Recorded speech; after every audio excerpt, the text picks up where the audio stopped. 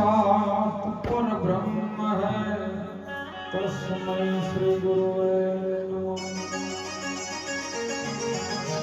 ध्यान मूलम गुरु मूर्ति पूजा मूलम गुरु पदम मंत्र मूलम सद्गुरु वाक्यम है मोक्ष मूलम गुरु कृपा। नाम सरीखो जग में कोई नहीं जब तक तीर्थ में जो नामे पातक सुखे नामे से महारो। माथे कबीर के जग में जगत में आया जग हसावर में रोई करणीय सी कर चला मैं हसा जग पीछे रो। बोलो सतगुरु भगवान की जय। આજનો યોગ ગુરુ મહારાજની જગ્યામાં જગણા ગામની આ પવિત્ર ધરતીમાં પૂનમના દિવસે દિવસ દરમિયાન યજ્ઞ તો ઓમ એક યજ્ઞ કહેવાય ધનરાજભાઈ, પણ જેના જેના આ પોત ભૂતોના શરીરમાં પ્રાણને જો અનાજ જ્યું ને અને જે આહુતિ આલી ને એટલા યજ્ઞ દાનવીર દાતાઓના ખાતામાં જમા થાય છે. કારણ કે મહાપુરુષોના શાસ્ત્રોનું પ્રમાણ છે કે જેને આલ્યો ટુકડો ને એનો આયો હરીશે ટુકડો. પ્રાણમાં જઠરાગ્નિ જ્યારે ભૂખ લાગે ને એટલે એની અંદર જ્યારે આપણે ખોરાક નાખે એટલે તમારે ન બોલવું હોય તો હોવું થઈ જાય. કેમ કે એને તૃપ્તિ થઈ છે. અને ઈ જ્યારે આહુતિ આપીને એ યજ્ઞ કર્યો ને એવા હજારો યજ્ઞ આજે જગાણાની આ પવિત્ર ધરતીમાં ગુરુ મહારાજની જગ્યામાં અને જગ્યાને સતત રાત દિવસ જગાણા ભક્ત મંડળ સતત સાહેબ જેની સેવાની અંદર કે કેમ કરીને કરું તો ગુરુ રાજી થાય, શું કરું તો સંતો રાજી થાય, શું કરું તો મારું ગામ સુખી થાય, એવો સતત ભાવ રાખવા વાળા રાત દિવસ જેને દીવા ધૂપ ને અગરબત્તી કરી અને એના અંતરમાંથી આશીર્વાદ આપવા વાળા મહંત ચંદનગીરી બાપુને કોટી કોટી વંદન કરું. કર્યા વગર કશું મળે ને કરેલું ફોગટ ના થાય. આ ભગવાન કૃષ્ણજીનું સૂત્ર છે. પણ મહાપુરુષો આપણને એમાંથી અંદરથી ધીરે ધીરે ધીરે કંઈક વાત તરફ લઈ જાય છે. અન્નદાનનો મહિમા સાચો, અન્નનો ટુકડો સાચો, અન્ન જેવું બીજું કોઈ દાન નથી. પણ જે તત્વજ્ઞાની સંતો છે ને એનું સ્ટેપ બાય સ્ટેપ સાહેબ આપણને રિઝલ્ટ આવે છે કે જો કદાચ તમે અન્નદાન કરો તો કોકના પ્રાણને તૃપ્તિ મળે. તો બપોરે જમી લીધું હોય તો હોજે પાછું એનું ઊભું થાય ફેર પાછું, કેમ કે ઘટી જાય. શરીરની પ્રકૃતિની જે પ્રક્રિયા છે ને એ એનું કાર્ય કરે, પણ હોજે પાછી ફરી ભૂખ લાગે ને તો આર્યું એટલેથી સીમિત થઈ જાય છે. એનાથી વિશેષ કોઈ દાન છે તો એ વિદ્યા જ્ઞાન છે. વિદ્યાનું જેને જેને શિક્ષકો જ્યારે બાળકને ભણાવતા હોય અને પછી એમાંથી ભણી ગણીને વિદ્યાર્થીઓ કોઈ કલેક્ટર બને, કોઈ મામલતદાર બને, કોઈ તલાટી બને, કોઈ વકીલ બને, કોઈ ડોક્ટર બને, તો એના જીવન સીમિતનું છે. 40-50 વર્ષ 100 વર્ષ જેનું આયુષ્ય હોય એટલી ઘણા વિદ્યાનું જ્ઞાન હોય. પણ ગુરુ મહારાજ સંતો કોઈ જ્ઞાન પોતાના નિજનું જો જ્ઞાન આપી દે ને તો એ પેઢીએ પેઢીઓ જતી રહે, પૃથ્વીરાજ પણ ભમણ થઈ જાય ને તો એ એમને મળે. અને એનો ઇતિહાસ બોલે છે સાહેબ.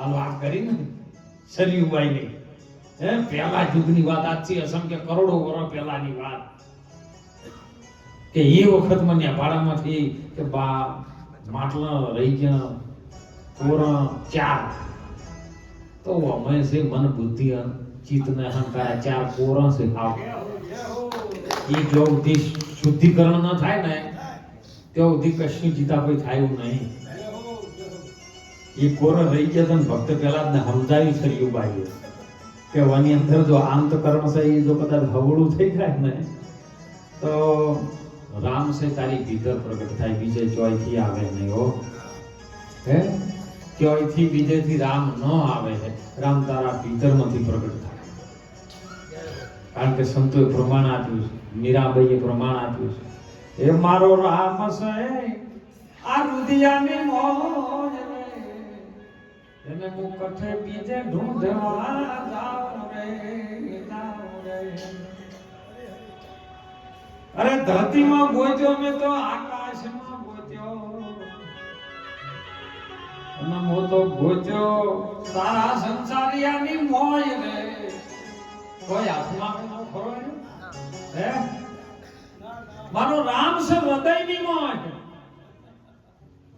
અંતકરણ જ્યારે શુદ્ધ થાય ગુરુ મહારાજ આપણને એક લક્ષ્ય આપે અને એ લક્ષ્યમાં જો આપણું મન પરોવાઈ જાય ને તો એક પલની અંદર રામ તમારા ભીતરમાંથી પ્રગટ થાય સાહેબ અને પ્રગટની ભૂમિકા છે હો સબ ઘટ હે મેરા સાયા કબીર સાહેબે કીધું ખાલી જગ્યા એક ન મળે કોઈ પણ બલહારીએ ઘટની જો સાહેબ પ્રગટ હોય આજે તમે વર્ષો પહેલાનું આપણે દદાતભાઈ યાદ કરીએ ને છે જરૂરી છે ના નથી પણ મીરાબાઈને ગોતવા જાહો નરસિંહ મહેતાને ગોતવા જાહો કબીરને ગોતવા જાહો કે નિરાત મહારાજને ગોતવા જાહો હાલ મેળ નહીં પડે હાલ તો તમારે પ્રગટ કરાવવું છે ને તો આ બેઠા એમ પાડવું પ્રગટ બોલીને જો કદાચ તમારે નિરીક્ષણ કરાવશે તો ગમે એવા મંદિરે જો તો એ પ્રગટ નહીં થાય પણ પ્રગટ કરાવવા વાળા આ પોત ભૂતોના શરીરમાં હાલ જે રમી રહ્યા છે એની વાતો એ જાહો તો જ મેળ પડશે ને કે નહીં પડે હું તો ચોખ્ખું કહું સાહેબ આ ગુરુ મહારાજના શ્રદ્ધાથી દરેકના મનની અંદર હૃદયમાં બધાને વિશ્વાસ છે પણ ગુરુ મહારાજ આવે એટલે વંદન કરે નમન કરે ઘીનો દીવો કરે પણ ચંદનગીરી બાપુ ના બોલે તમારું કલ્યાણ નહીં થાય તો બોલો કોઈ થાય એવું કરું એ તો એમાંથી ઉભો થઈને આમાં આદેશ કરવા આવે કે જા બોલ સારું કર એટલે ચંદનગીરીના અંદર પ્રગટ થાય સાહેબ જો કે તમારો ભગવાન મારો નાથ બેઠો છે ગુરુ મહારાજ ઉપર તમને વિશ્વાસ છે એ ગુરુનો જ હું થઈને બોલું છું ગુરુ હું છું મારા ગુરુ છે આવું છે હું બોલું છું તમારું કલ્યાણ થાય એ પ્રગટ છે એ બોલી શકે છે એટલે પ્રગટને વધારે માનજો મહાપુરુષ આપણા ભારત ભૂમિની ભૂમિ એવી બોલે સાહેબ કોઈ ઇતિહાસ દુનિયાની અંદર એવો નથી કે મસ્તક કપાઈ ગયું ધડ લડ્યું હોય આ ભારતની ભૂમિ છે ઋષિ મુનિઓની ભૂમિ છે અને આપણે લાખ લાખ વાર વંદન કરવા જોઈએ ધનરાજભાઈ કે આપણને ભારત દેશની અંદર આપણનો જન્મ મળ્યો છે એ ભારત ભૂમિની હિન્દુ ધર્મની ભૂમિને આપણે ન ભૂલાય સાહેબ કઈક જીવનમાં કરી લેજો માણસનો અવતાર મળ્યો છે વારંવાર નથી મળતો એટલે મહાપુરુષો ભારતના સંતો બોલી રહ્યા છે તને મળ્યો મનુષ્ય અવતાર માંડ કરીને હે માંડ કરી મળ્યો છે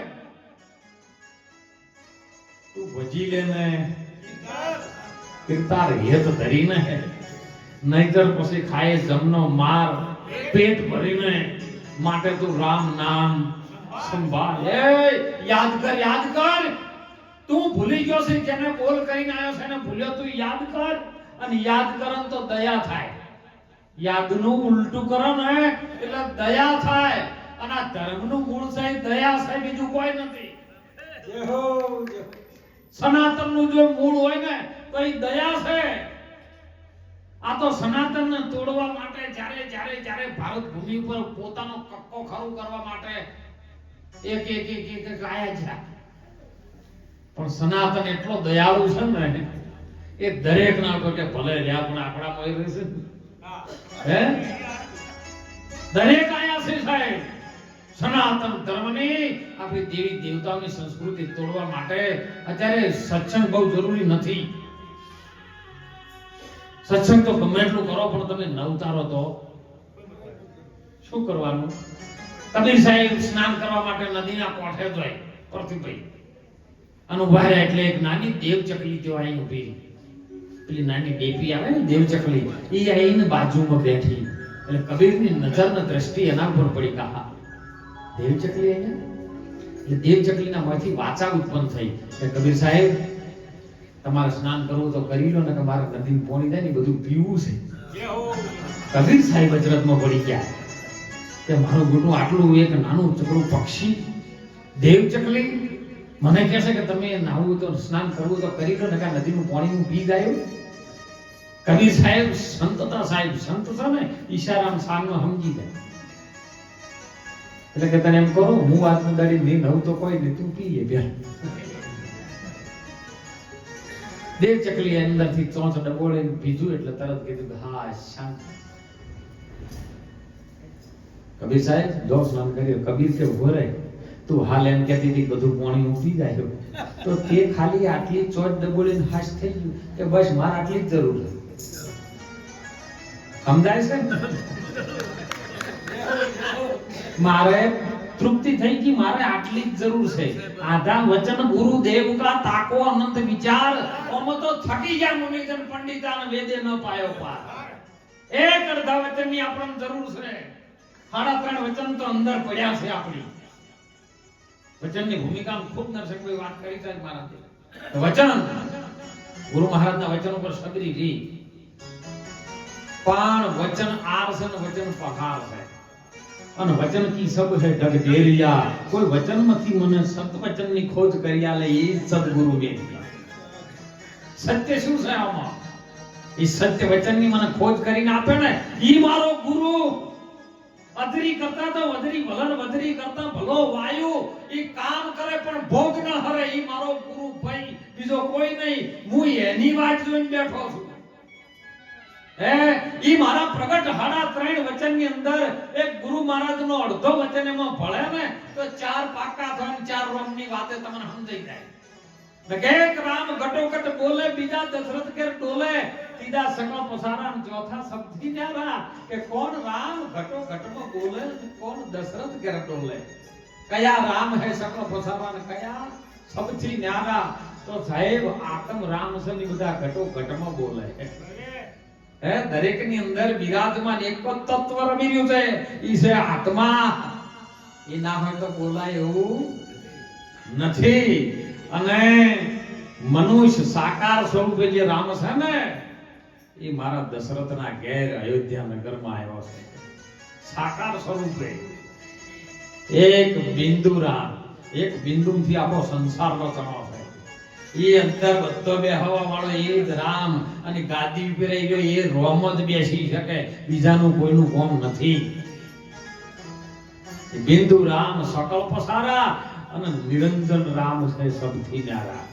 એ સરયુબાઈએ એ રોમની વાત કરી હતી ને, એ નિરંજન રામ. એની આપણને જો ઓળખાણ થઈ જાય ને તો સમજો કે આપણને ગુરુ મળી ગયા. ગુરુ મળી ગયો હો, ગુરુ ગોતવા જાવ નહીં. ગોતવા જાવ તો આવતો રાફડે રાફડા છે. ચાલ આજે બચ્ચા ચેલા બન જા બસ. બન તું મેરા ચેલા ઉપર થેલા. પછી ગુરુના ચેલાના બેના ઠેલમ ઠેલા. સદગુરુ મળી જાય તમારા જીવનની બાજી તમારી પલટાવી નાખે સાહેબ. અને જ્યારે જ્યારે જેને સદગુરુ ભેટી ગયા ને ત્યારે આપણા જીવનનો ઉદ્ધાર થઈ ગયો. સંતોએ પોકાર કરી કરીને કીધું કે વર્તણી આનંદ આનંદ યાદ મારી હેલી રે. એ બેની મને ભીતરનો સદગુરુ મળી ગયા. રાશી જોડે કીધું સાહેબ મને ભીતર મળ્યા. લખીરામ બાપુએ કીધું કે મને હોય મળી ગયા, મને ભીતર મળી ગયા છે. તો કે ગુરુ મહારાજનું એડ્રેસ બોલો છો કોઈ જગાણા માંગવું હોય તો એડ્રેસ તો હોય ને. ધનરાજભાઈ મને 2 મહિના પહેલા તારીખ લખાવી, પણ એડ્રેસ લખાવી કે આપણા ગુરુના મંદિરમાં આવવાનું છે, એડ્રેસ લખાવી. એમ ગુરુ જો આપણા શરીરમાં કઈ જગ્યાએ એનું સ્થાન છે એ તો એડ્રેસ તો જોવે ને. ત્યારે લખીરામે એમની બેનને કીધું, એ કોટી એક ભાણ મારી ગટ ભીતર મુજા, અને મેં તો ભૂમિકા સકલી જોઈ. કોટી ભાણ, ભાણ એટલે સૂર્યનું અજવાળું, એ બધું જોખવું પડે જો કાને. કારણ કે ઈનું પૃથ્વી સુધી સીમિત છે, તમારી ભીતર અજવાળું ન કરી શકે. એક કોટી એક ભાણ મારી ઘટ ભીતર ઉજા ને ભૂમિકા સકલી જોને મે ભાળી. શૂન્ય મંડળ થી ઉપર બિરાતે મારો સાહેબો, એ મારી આ ત્રિકુટીમાં લાગી હવે તાળી. તાળી લાગે અને તાળી સદારામ બાપાએ લાગી ને એટલે સદારામ બાપાએ કીધું, અરે તાળી પાડો તો મારા રામની રે, બીજી તાળી ન હોય તો.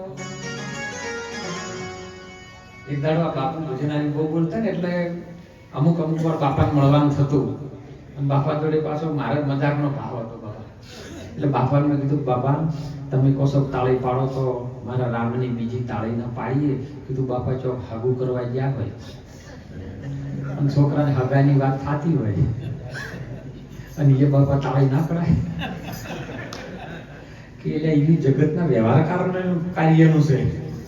એ બધું થાય પણ તાળી તો તારા અંદર ભીતર વાગે એની તાળી છે.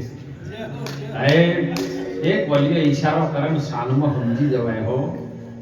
અને સાહેબ એ તાળી આપણા હૃદયમાં જ્યારે વાગી જાય ને તો આપણા જીવનની અંદર અજવાળું થાય. પછી અંદરથી ભાણ એટલે સૂર્ય અંદરથી ઉગે. કેમ કે સૂર્ય તમારી ભીતર છે.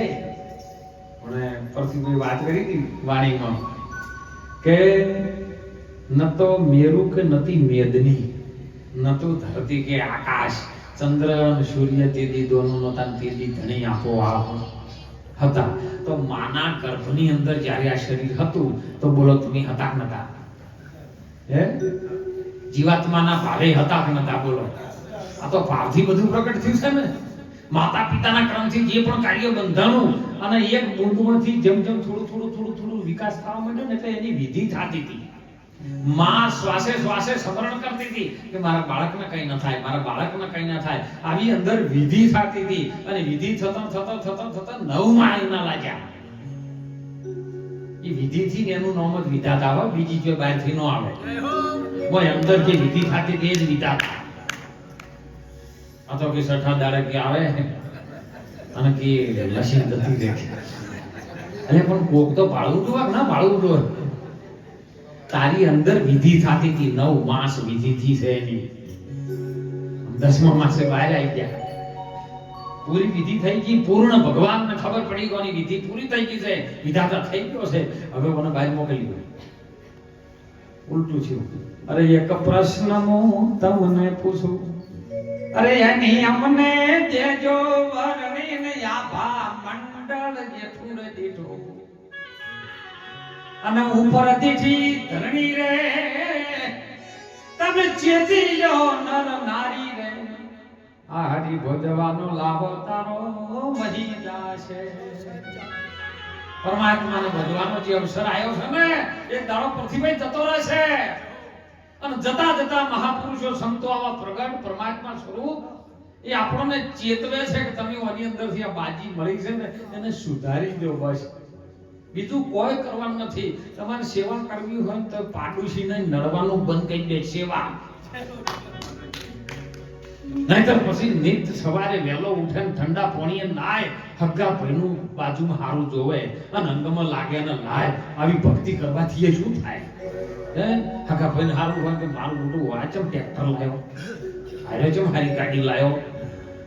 તો પછી પેલાના ટ્રેક્ટરમાં પેટ્રોલ કે ડીઝલ નહીં બળતું, એટલું તો તમારું લોહી બળી જાય છે. પાછા ગુરુ મહારાજ એને ઘંટડી ખાકડે ભગવાન ભગત થઈ ગયા. તો હે એ ભગત થયા ને ગાયા ભજન આઈને ભક્તિમાં ભળ્યા કરશનભાઈ.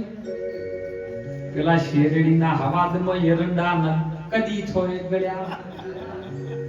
ભગત થયા ને બોલી વાણી, એ ભગત થયા ને વાણી બોલી, અમે આઈ 84 ખાણી.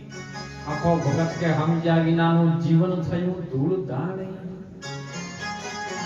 ભગત થયા ને વાણી બોલી ને કાધું બધું દુનિયાનું એઠું. આખો ભગત કે ચેતી જાજો, મેં તને તો મન્યાડું ગાડતા મોટું ઊંટિયું બેઠું. તો એક ગાડવા દાહમ તો બીજું મોટું ગણાય. સુધારવાની વાત છે, બીજું કોઈ નહીં. હું તો શીખ લેવાને પૈસા થોડુંક સુધારવા મારું આવ્યો હે. અને એટલે મહાપુરુષો કે છે એ વિધિ થયા પછી આપણે પરમાત્માને ભૂલી ગયા છે. પરમાત્મા કેવો હતો એને આપણે ભૂલી ગયા. આપણને આ પોત ભૂતોના શરીરમાં એક દેહ રૂપાળો આવ્યો સાહેબ હે. એની કૃપા ન હોય તો થાય નહીં હે. આપણે જાતે ભગવાન નહીં બની જવાનું, ભગવાનમાં મળી જવાની વાત છે. હમણાં વાણીમાં સુંદર વાત આવી હતી સાહેબ કે પહેલા યુગમાં હરણ્યાકંઠ હતો ને ત્યારે ભક્ત પહેલા ના બધા ભક્તિ કરે ને સયુબાઈ કર્માભાઈ બધા, એટલે હરણ્યાકંઠે એવું એલાન થયું કે કોઈને ભગવાન જેવું પૈસા નહીં. તમારે પૂજા કરવી હોય, પ્રાર્થના કરવી હોય, અગરબત્તીઓ કરવી હોય, ધૂપ ધુમાડા કરવા હોય તો હું જ ભગવાન છું, મારી પૂજા કરો. એ વાતને કેટલા વર્ષ લાગ્યા છે? ઘણા વર્ષ નહીં લાગ્યા. એ લાગતા લાગતા વળી જો કોઈને નતું ને ભક્તિ તમે એવી કરો સાહેબ. ગુરુ મહારાજના ચરણોમાં જો સદગુરુ જ્યારે ધારણ કરો ને તો ભક્તિ એવી કરો. પહેલા જ ને આરો મંત્ર ચડી ગયો રામ નામનો અને સાહેબ આખી ધરતી જુદાવી નાખી એના હાકા બાપનો હોવો જોઈએ. આપણે તો દર ખાતું કોઈ કઈ ગયા કામે ભક્ત આપો જતા હોય હે તો કઈ તમે ભક્તિ કરો છો? ભક્તિ એવી કરી પહેલા જે સત્યનો ન છોડ્યો એનો બાપ અધર્મી હતો હરણ્યાકંશ. એના બાપના હું વિરોધમાં ખડો છો કે ના તમે બોલો એ ખોટું છે, મારો નારાયણ ભગવાન કરે એ જ સાચું છે. તમે બધાને જીવતદાનમાં જીવ લઈ શકો છો પણ આની અંદર પ્રાણ પૂરવાનું જો કામ કરતો હોય ને તો એ મારો પરમાત્મા કરે, બીજું કોઈ કરી શકે પૂરી શકે. તમારા ભક્તિમાં તાકાત તો મરદામાં સાહેબ પ્રાણ પૂરી શકો, કેમ ન કરી શકો હે? આપણી ભારત ભૂમિમાં અસંખ્ય સંતો પ્રગટ થયા છે. મારવાડની અંદર અત્યારે જો નેજન હોય હે, રામદેવજી પ્રગટ થયા, પણ એની પહેલા સાહેબ અશ્વપતિ નામના એક રાજા પ્રગટ થયા હતા. કેવો અશ્વપતિ અને જેમની ઘેરથી માનતી રાણી, બંને જણાને કોઈ કુટુંબની અંદર એટલું બધું રાજ હતું, એટલો બધો વૈભવ હતો, હાથી ઘોડા હીરા માણેક બધું અને રાજાનું તો હોય